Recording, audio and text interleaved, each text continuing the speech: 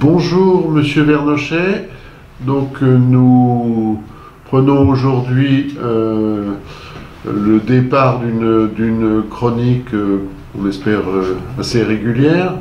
On s'est proposé d'aborder aujourd'hui pour Mediapresse Info la partie plutôt politique française, en laissant un petit peu de côté la géopolitique. On en fera toujours un petit peu pendant cet entretien, mais disons que ces derniers temps nous ont ouvert à la politique française qui était plutôt fermée jusqu'à présent. Donc, est-ce qu'on peut vous demander ce que vous pensez des derniers événements qu'on a vécus? D'abord, bonjour Monsieur Buffet, bonjour aux frères Buffet, bonjour à Jean-Paul, bonjour à toutes et à tous. Oui, habituellement, je me préoccupe peu parce que j'ai peu d'appétence pour la cuisine électorale. Mais là, il ne s'agit plus de cuisine, nous entrons dans une autre dimension avec des enjeux qui sont considérables. Peut-il y avoir un Frexit ? Donc un Brexit à la française, une rupture avec l'Europe, rupture non pas totale mais réelle que souhaiterait Madame Le Pen par exemple, dans le sillage de l'élection américaine qui est un séisme, qui a été un électrochoc et dont les ondes n'ont pas fini de se déplacer, les ondes sismiques n'ont pas fini de se déplacer sur la planète. D'ailleurs, nous ne sommes pas, à mon avis, au bout de nos surprises parce que les forces à peine occultes, en tout cas les forces qui sont juste sous la surface du monde politique américain veillent et préparent déjà leur revanche, nous le savons. Ça porte un nom, c'est la révolution pour. Donc nous sommes dans un cas de figure aujourd'hui en France où beaucoup mettent leurs espoirs dans l'élection de M. Fillon, espérant peut-être que c'est le candidat de la rupture. Alors maintenant, nous allons peut-être voir ensemble si cette espérance, cet espoir est fondé ou pas, et quelle est un peu la configuration du paysage politique à la veille, puisque nous sommes à la veille, en principe d'une déclaration du président de la République pour nous dire s'il est candidat ou pas. Et s'il est candidat, peut-être n'y aura-t-il pas de primaire à gauche, ce qui réglerait le problème, mais rien n'est moins sûr. Alors, venons-en tout de suite donc au coup de théâtre politique français d'il y a maintenant une dizaine de jours, donc le premier tour de la primaire de la droite et du centre, c'est comme ça qu'ils ont appelé, qui a fait apparaître une nouvelle star complètement inconnue du microcosme. Qu'est-ce que vous en pensez? Alors, j'en pense beaucoup de choses. Je ne dirais pas si c'est du bien ou du mal. Je vous laisse seul juge. Je ne vous en dirai pas. Je ne sais pas. Pour l'instant, je ne me prononcerai pas sur le bien et sur le mal de cette. Constatons et analysons le phénomène.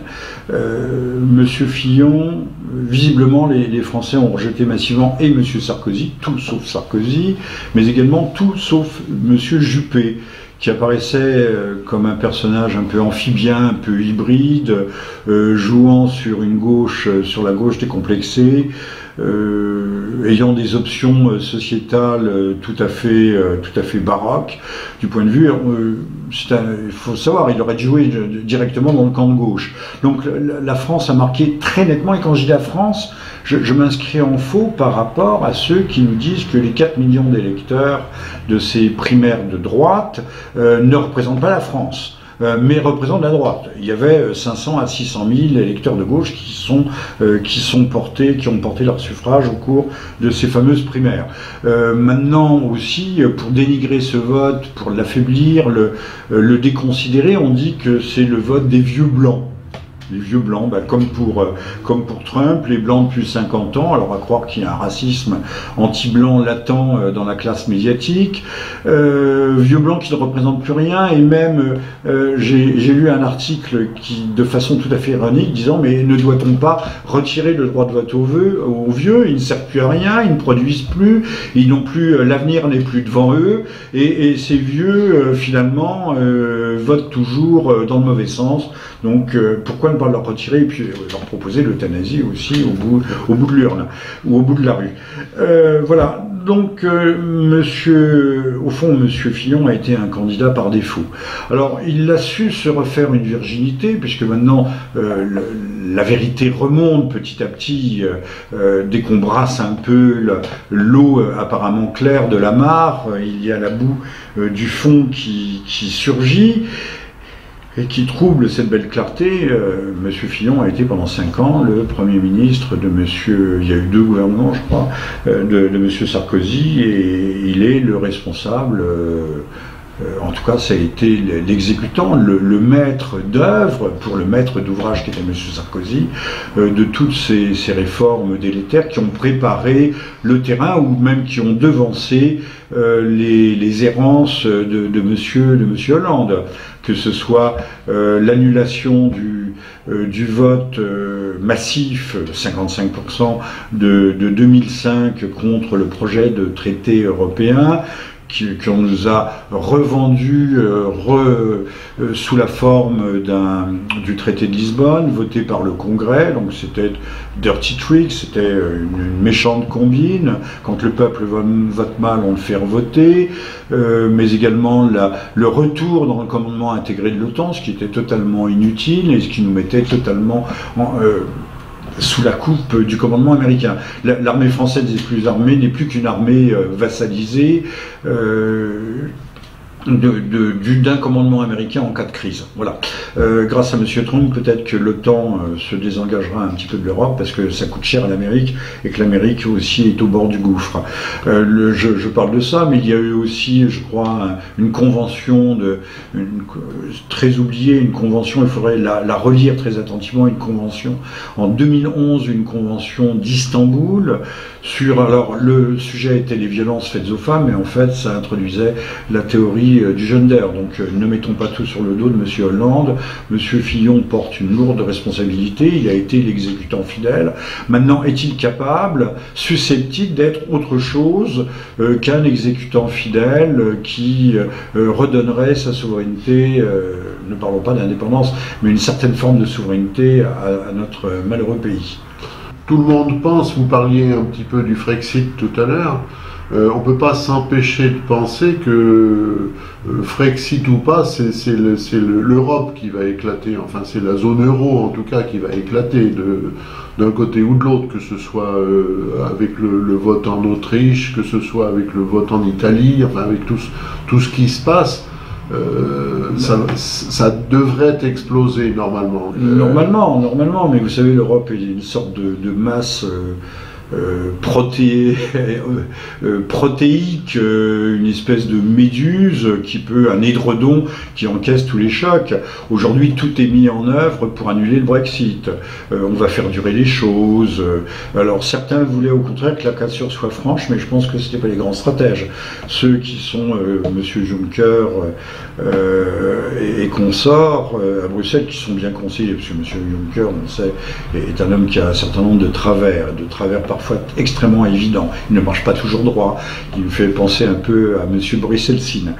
J'ai vu et entendu et écouté plusieurs des dirigeants d'autres planètes qui sont très inquiets Et ces gens ont de la ressource. Regardez, la Grèce était au bord de rompre. Monsieur Tsipras semblait avoir fait des promesses fermes et définitives au peuple grec. Et puis finalement, il a tourné le dos à toutes ces promesses, à tous ces engagements de campagne lorsqu'il s'est fait réélire.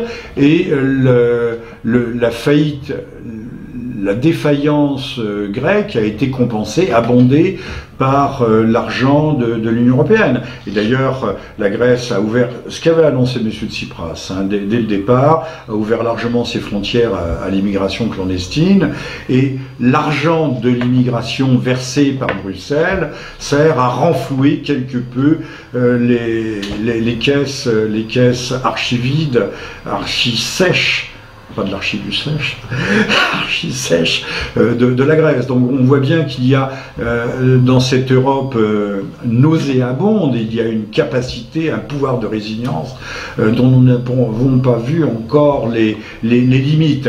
Alors bien sûr, il y a eu la Moldavie, mais la Moldavie ne faisait pas partie de l'Union européenne. Mais la Bulgarie, membre de l'OTAN, qui a élu une équipe dirigeante plutôt proche de Moscou que de Washington.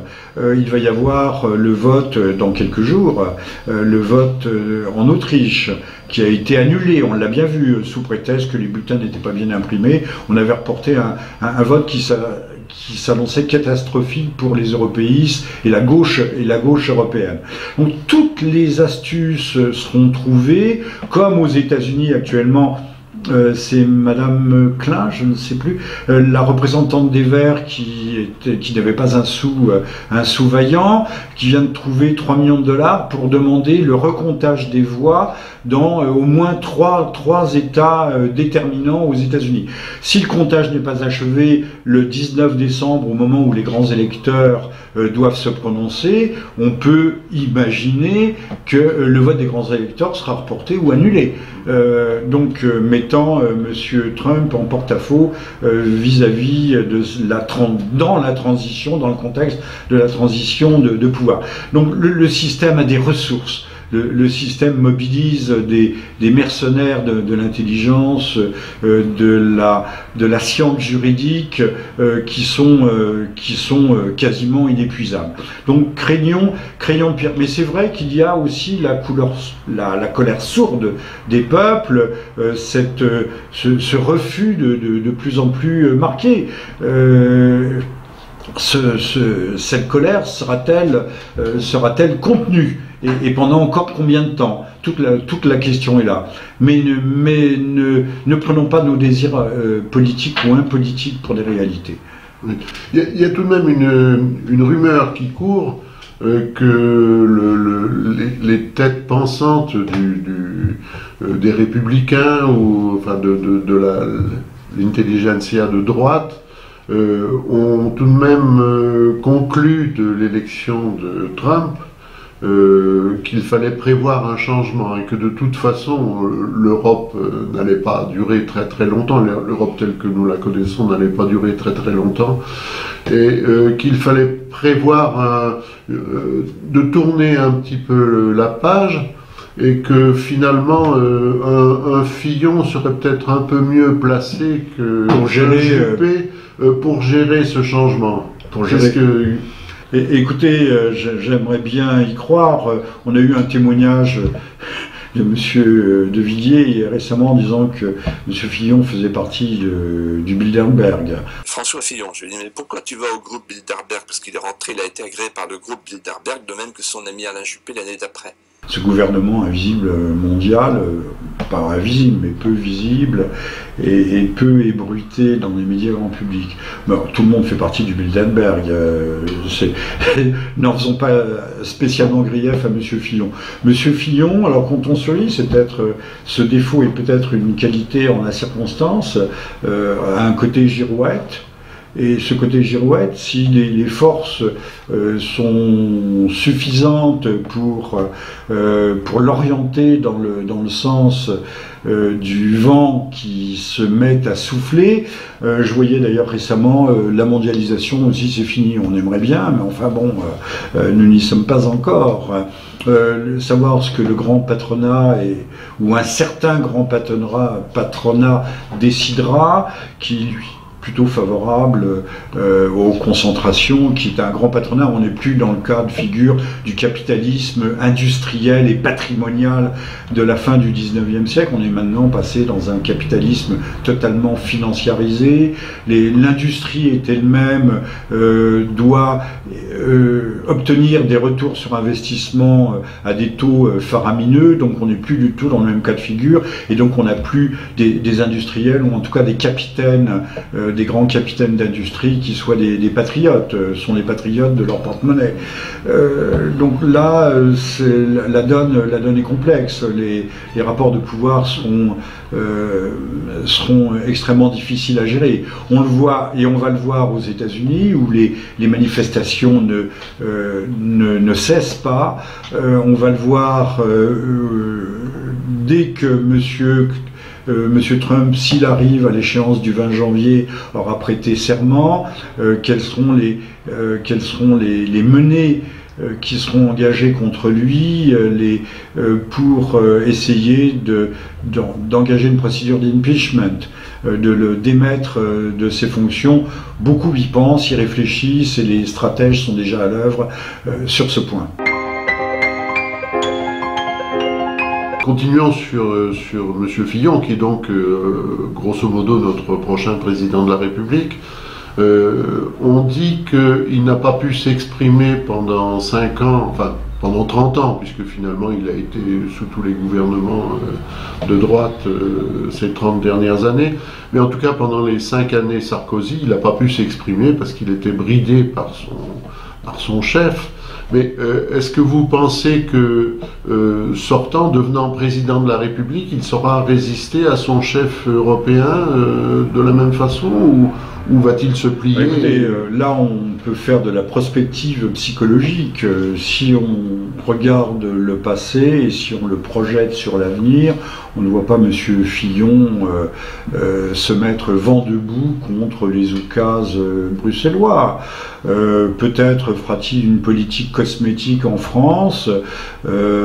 Ça, on ne peut pas lui reprocher de vouloir faire, de remettre 39 heures. C'est pas un choix politique, c'est une nécessité, ou la retraite à 65 ans. Maintenant, si on appelle ça de l'ultralibéralisme, il faut voir ce que M. Fillon fera pour redresser l'économie et reconstruire ce pays, mais également moralement. On dit beaucoup qu'il est catholique, militant, pratiquant, etc. On veut bien, hein. Mais à croire d'ailleurs que les sujets dits de société, comme l'avortement, au moment où sort en France ce fameux film, la Saucisse Party, là, le bal des saucisses, interdit au moins de 17 ans aux États-Unis, mais autorisé aux plus de 12 ans en France, où c'est de la pornographie mise en dessin animé. On voit bien qu'il y a un basculement sociétal. Monsieur Fillon sera-t-il en mesure, aura-t-il la maîtrise suffisante, à la fois psychologique, c'est-à-dire le caractère, en un mot, pour redresser ce pays qui est en train de basculer grâce à des pseudo-élites, mais qui, étant maîtres des médias, maîtres de la presse, maîtres du conditionnement des esprits, aujourd'hui ont engagé le pays sur les voies, on peut le dire, le mot n'est pas trop fort, sur les voies de la perdition. Pour terminer sur M. Fillon, quand il s'est adressé à ses électeurs, et à toute la droite et le centre, à la fin des élections, dimanche vers 22 heures, il a terminé la main sur le cœur dans un signe qu'on connaît relativement peu en France.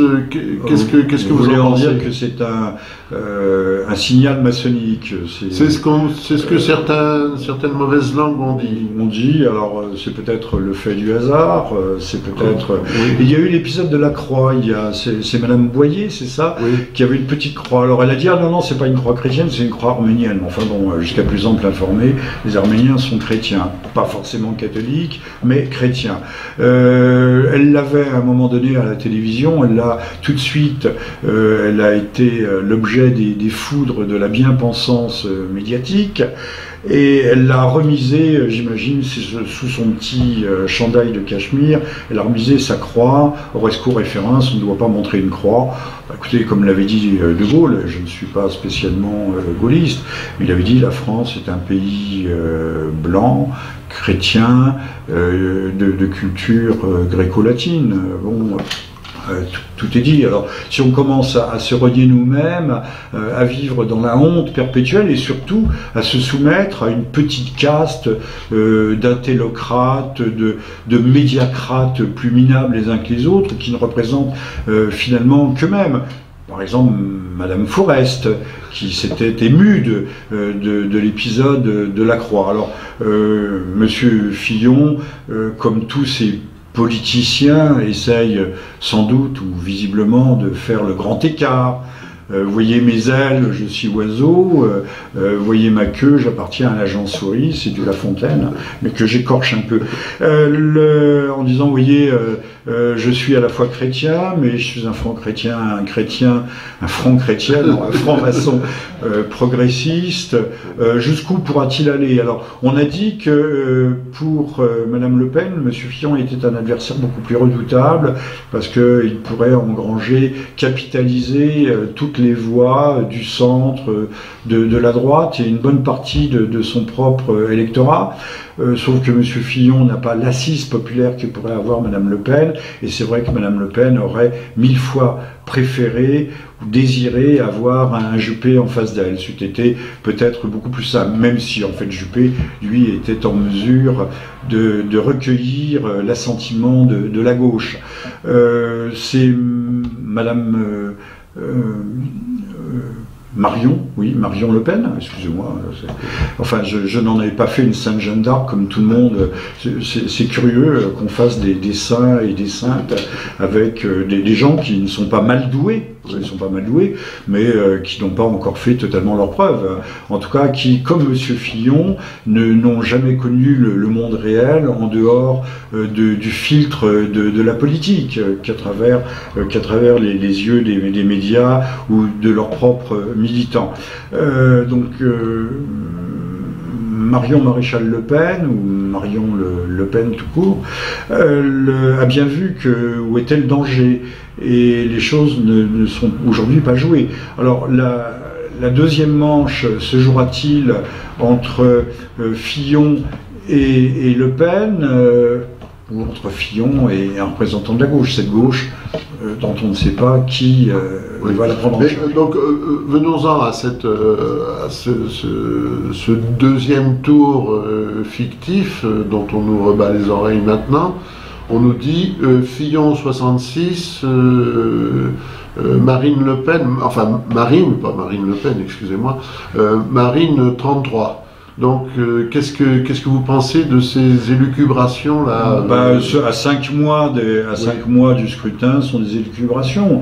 Ceci dit, elles donnent à un moment donné ces élucubrations qui sont tirées de sondages, pas moins sérieux que les sondages habituels qui se trompent souvent, je ne dis pas toujours, mais souvent, donnent un cliché à un moment donné. Alors, on peut renverser la vapeur, mais Madame Le Pen s'y prend bien tard, elle n'a pas encore publié son programme, elle fait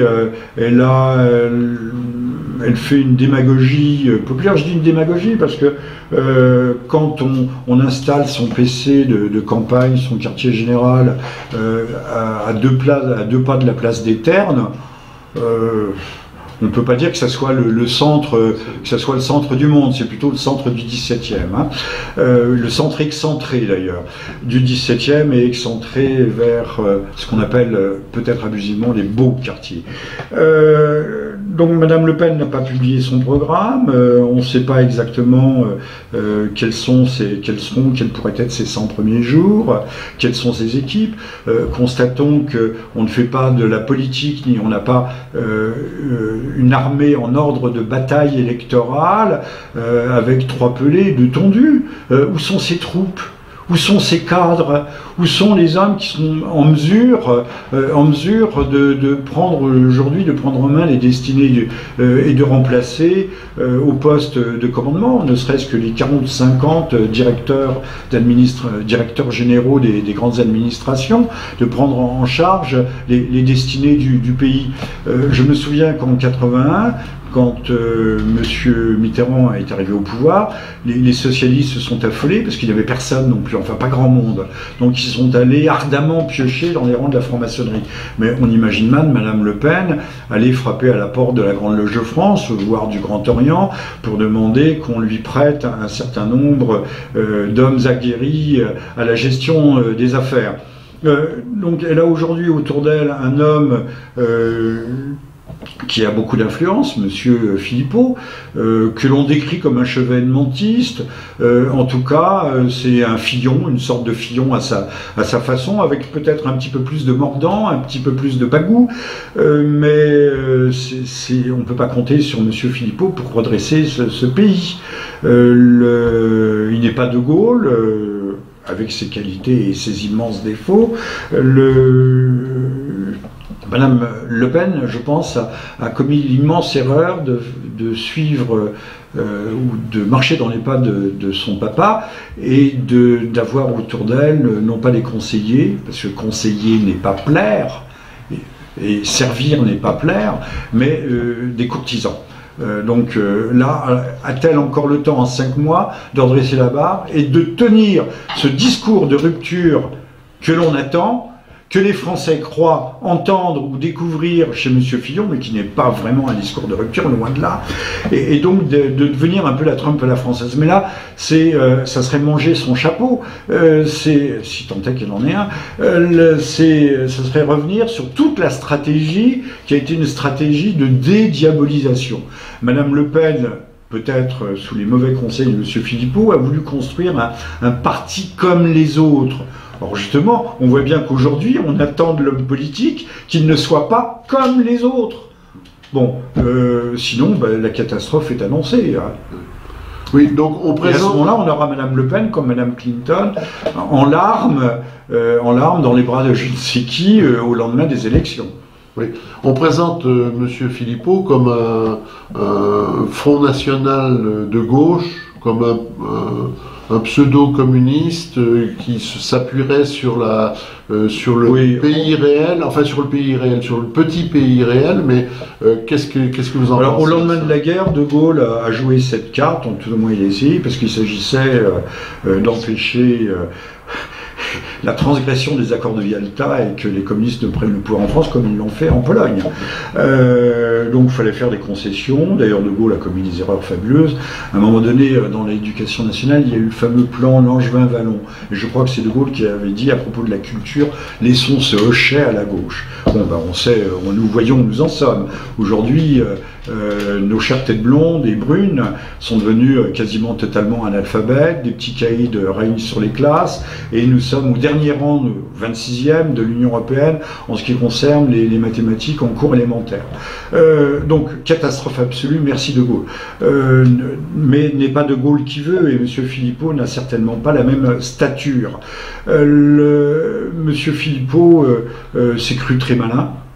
Mais de même que l'on dit, que l'on répète à l'envi que l'on ne mélange pas l'huile et l'eau, que l'islam, par exemple, est insoluble dans la démocratie, je veux dire que le progressisme de gauche est insoluble dans le conservatisme, et le conservatisme intelligent, le conservatisme, j'ose pas dire de progrès, mais le conservatisme dynamique, c'est-à-dire le retour aux fondamentaux, appelons ça le retour aux fondamentaux. On ne peut pas être de droite et de gauche en même temps, ce n'est pas vrai. Voilà, il n'y a que M. Philippot pour le croire, et il a réussi à le faire croire à sa patronne, et sa patronne a été bien naïve de l'écouter et de l'entendre. On oppose toujours la ligne Philippot et la ligne Marion Maréchal Le Pen. Est-ce que c'est une astuce pour donner l'impression d'un parti qui embrasse large, ou est-ce que Marine Le Pen va prendre son position d'un côté ou de l'autre, comme elle aurait dû le faire pour la manif pour tous, etc. Marion Le Pen est une très jolie jeune femme qui parle fort bien, qui est certainement pas sotte du tout, mais elle n'a pas d'implantation dans le parti. Alors on peut dire qu'elle joue la partition, vous savez, il y a le bon flic, et puis il y a le méchant flic, il y a le flic qui cogne, il y a le flic qui rassure et qui dit oh, je vais te sortir de là. Marion étant le bon flic qui dit à son électorat non, on vous a pas abandonné, on vous a pas oublié, mais les concessions sont nécessaires dans le monde politique. Oui, c'est peut-être, hélas, malheureusement ça. Marion Le Pen n'est, hélas, pas Jeanne d'Arc. On aurait pu l'espérer, mais elle n'est pas Jeanne d'Arc.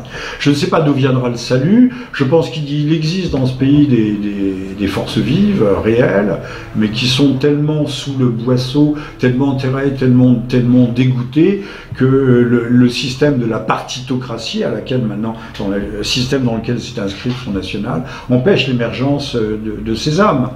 Voilà. Maintenant, Madame Le Pen a choisi aussi une stratégie, il est intéressant de le signaler, qui est celle de la mercatique, la science commerciale, de la segmentation du marché. Alors elle a des marchés électoraux, elle a le marché minoritaire, LGBT, incarné par M. Philippot d'ailleurs. Peut-être aura-t-elle le marché maçonnique de la Grande Loge de France ou de la Grande Loge nationale. Elle a le marché des anti-musulmans, elle a aussi une petite part de marché sioniste, même plutôt une grosse part du marché sioniste. Les sionistes s'intéressent beaucoup à cette droite qui pourrait épouser leur cause au Proche-Orient au moment où Israël quand même traverse une passe difficile.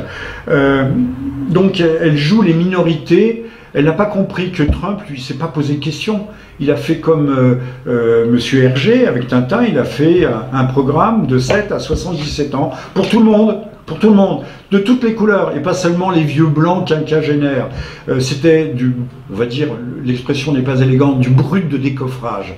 Redressons l'Amérique. Alors, beaucoup ont dit, mais il n'y a pas de programme là. Non, mais si, c'est un programme réindustrialisation, rapatrions les emplois, réconcilions les uns et les autres. Il n'a jamais dit qu'il voulait mettre les nouveaux Américains à la porte, trouvent leur place en Amérique, ceux qui travaillent, qui se sont intégrés, qui ne sont pas des délinquants. Je pense que c'est un discours de bon sens, et là, nous avions un véritable propos de rupture anti-système. Madame Le Pen veut faire plaisir aux uns, aux autres, en juxtaposant des morceaux, encore une fois, la segmentation du marché politique. Tout ça ne tient pas debout, c'est pas ce qu'attendent les gens.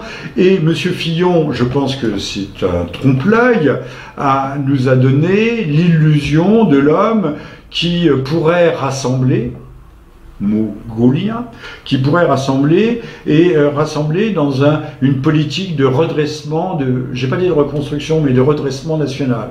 Donc de se mettre en porte-à-faux avec un système qui est en train de nous laminer.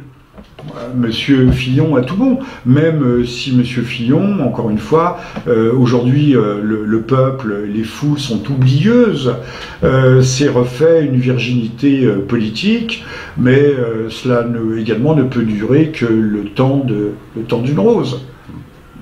Oui, parce que la colère continue, enfin la colère des policiers, qui est la plus, ils sont toujours dans la rue, qui est la plus inquiétante, qui est quelque chose d'extraordinaire, mais dont nous parle quasiment plus la grande presse. Ouvrez votre poste de télévision, vous ne le verrez pas. La colère des paysans aussi, enfin des agriculteurs qui se suicident beaucoup. Oui. Plus qu'à leur tour. Voilà, tout cela, ils vont pas trouver leur grain à moudre dans le fillonisme ou même dans le marinisme. Alors, vous savez bien qu'en France et depuis longtemps, on ne vote pas pour quelqu'un, mais contre quelqu'un. Venons-en à la gauche, qu'en est-il ? La gauche est éclatée. Monsieur Hollande, je pense, est tenté d'apparaître comme, nous le saurons demain, d'apparaître comme le réunificateur, comme la clé de voûte de cette gauche, alors que Monsieur Valls a de très fortes tentations, et pourtant il est guère plus haut dans les sondages que ne l'est son maître élyséen. Il y a tous les Montebourg, les ceci, les cela, les écolos, enfin tout le monde se présente. C'est la cacophonie la plus intégrale. Alors que la gauche, toutes ces 30 ou 40 dernières années, nous avait donné plutôt l'image avec Mitterrand, d'une certaine discipline. On fermait son bec, et puis on s'alignait, on ne voyait qu'une seule tête. Donc là, c'est l'anarchie, mais ça montre bien que c'est un parti, ou plutôt une tendance politique et une idéologie qui est en pleine déconfiture. Le socialisme n'a jamais marché nulle part. D'abord, on ne sait plus ce qu'est le socialisme aujourd'hui. C'est quoi? C'est l'ouverture des frontières, l'immigration massive. On en est réduit à se dire que c'est ça, la soi-disant une pseudo-générosité qui consiste à noyer, à submerger le pays sous des foules masculines la plupart du temps, qui seront censés être constituer une clientèle électorale et voter pour ceux qui leur donnent des logements, des foyers, des RSA, des couvertures sociales universelles, alors que bien des Français ne bénéficient pas de ces avantages qui sont aujourd'hui de véritables privilèges. Mais je pense que c'est aussi un calcul erroné, parce que ces foules auxquelles on ouvre grandes les portes, demain matin se révolteront et mordront la main qui les aura nourris. Mais ça, nul ne veut le savoir, et surtout ne veut pas le dire, parce que c'est pas politiquement correct.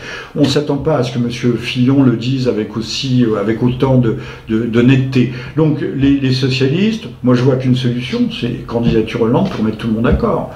Maintenant, si c'est pas lui, ils vont arriver en ordre dispersé, donc ils sont battus par avance. Sauf s'il se dégageait un super valse. Alors là, le super valse, c'est Macron, donc que les médias présentent comme la découverte. Oui, c'est un petit jeune homme. Oui. Enfin, jeune homme. C'est la dernière trouvaille, mais c'est une fabrication. Macron est un produit artificiel. Mais on a bien vu M. Hollande, qui est devenu président, sans avoir ni aucune des compétences pour ce faire, pas même le parcours. Là aussi, un homme qui n'a jamais rien fait de sa vie en dehors de la politique, qui n'a jamais gagné un sou de sa propre autorité. Bon, alors on a M. Macron, qui est un homme d'appareil. Ah, lui, il a gagné des sous de sa propre autorité. Enfin, chez Rothschild. Chez Rothschild. Mais l'étiquette Rothschild permet toujours de gagner, c'est une bonne carte de visite. Il y a M. Macron. Mais les votes de la gauche vont-ils se reporter sur M. Macron, qui lui aussi mélange de carpe et de lapin, qui un mélange de libéralisme et de démagogie socialisante. Nous sommes aujourd'hui dans le social-libéralisme. Il n'a guère d'étoffe, mais maintenant, avec la puissance des médias, on fabrique n'importe quoi et on donne du relief à tout et à chacun, si on le veut. De toute façon, il se ralliera à Fillon au deuxième tour contre Marine Le Pen. C'est certain. C'est assuré. S'il y a Fillon-Le Pen, il se ralliera en échange d'un poste peut-être de Premier ministre, qui sait. Puisque aujourd'hui, il y a nombre de candidats, il faut bien penser, ne se présentent pas parce qu'ils comptent être élus, mais pour marchander ensuite leur ralliement à tel ou un tel poste ministériel, ou ambassade, ou autre, ou grand mandat onusien. Tout se paye, et tout s'échange, et tout se marchande. Alors, terminons par un coup d'œil international. Enfin, on a tout de même l'impression qu'il y a quelque chose qui couvre que tous ces gens-là, que ce soit Marine Le Pen, que ce soit le président Hollande, attendent quelque chose, que quelque chose devrait se passer pour déclencher, je sais pas. On a besoin effectivement. Donc une guerre, quelque chose. Vous me retirez le pain de la bouche, cher Jacques. Tout peut arriver effectivement.